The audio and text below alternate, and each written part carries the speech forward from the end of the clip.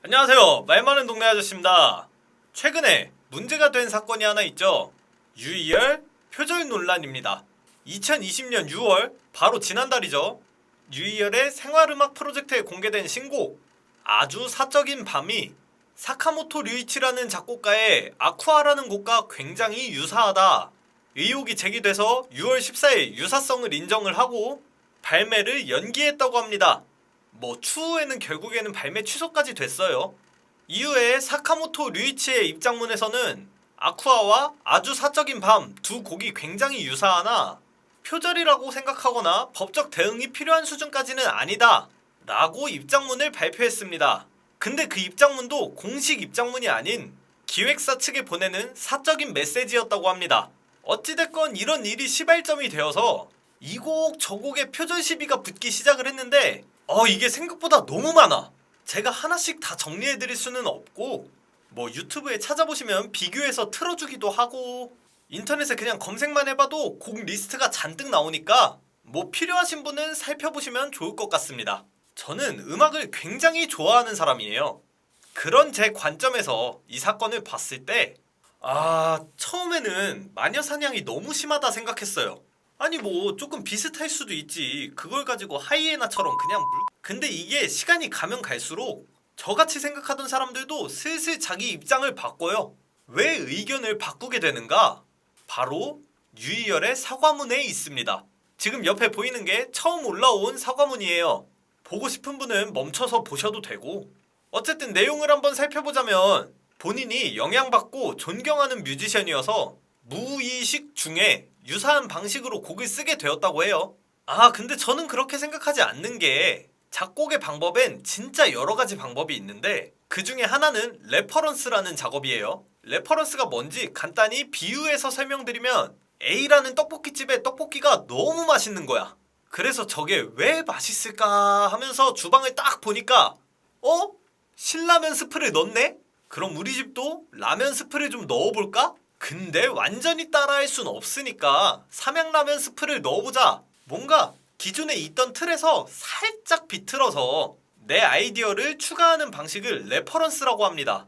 사실 사과문에 무의식이라는 글자가 아니라 이 곡은 레퍼런스한 곡입니다 라고 말을 했다면 이렇게까지 큰 논란이 있었을까 싶긴 해요. 근데 또 생각해보면 대학 졸업 논문을 보더라도 참고한 자료가 있으면 맨 마지막 페이지에 이런 책의 어느 부분을 참고함 이런 문구를 잔뜩 보실 수 있을 거예요. 왜냐? 논문은 표절 논란이 일어나는 순간 논문으로 등재를 할 수가 없습니다. 아예. 근데 음악 시장에서 그런 거 보신 적 있으세요? 어떤 가수의 이런 노래에 어떤 벌스 부분을 참고함. 참 뭔가 음악에도 이런 식으로 참고한 부분을 적어내라 라고 할 수도 없는 거고 진짜 어려운 문제예요. 어쨌든 논란 설명은 이 정도만 하고 이번 논란에 관한 제 생각도 얘기를 좀 해볼게요.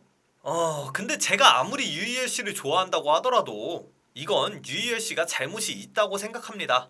잘못은 있는데 표절한 부분이 잘못이라고 생각하지 않아요. 제 주변 작곡하는 친구들만 봐도 다 작곡으로 밥 먹고 살아가는 친구들인데도 진짜 무의식 중에 그냥 친숙한 멜로디가 튀어나오기도 해요. 현직에서 활동하는 중이면서도 이런 경우가 허다합니다.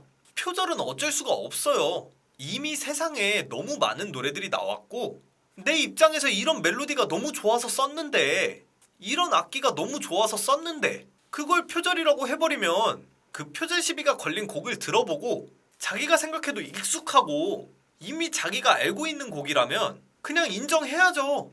무의식 중에 베꼈을 거 아니야. 어쩔 수 없지.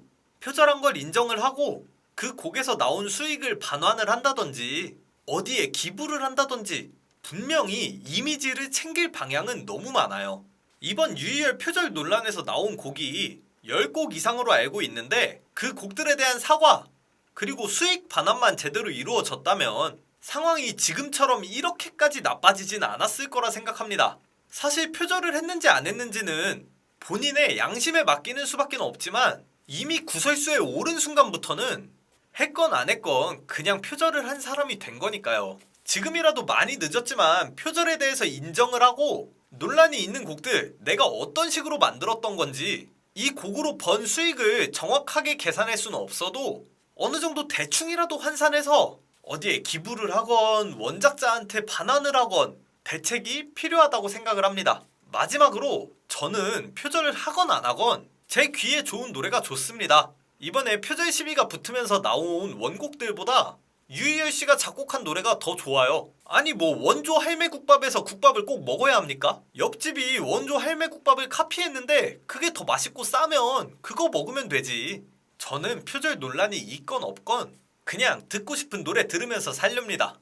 그럼 오늘도 신나게 떠들었으니까 요약하고 다음 영상으로 찾아오겠습니다. 첫째, 유희열의 곡들이 표절 논란이 심해졌다. 둘째, 상대 작곡가는 표절 수준은 아니라고 생각을 한다. 셋째, 사과문에 무의식이라는 단어는 너무 잘못 선택한 것 같다. 넷째, 레퍼런스일 수도 있지 않을까 생각한다. 다섯 번째, 나는 표절을 하건 안 하건 유희열 노래가 더 좋다. 끝.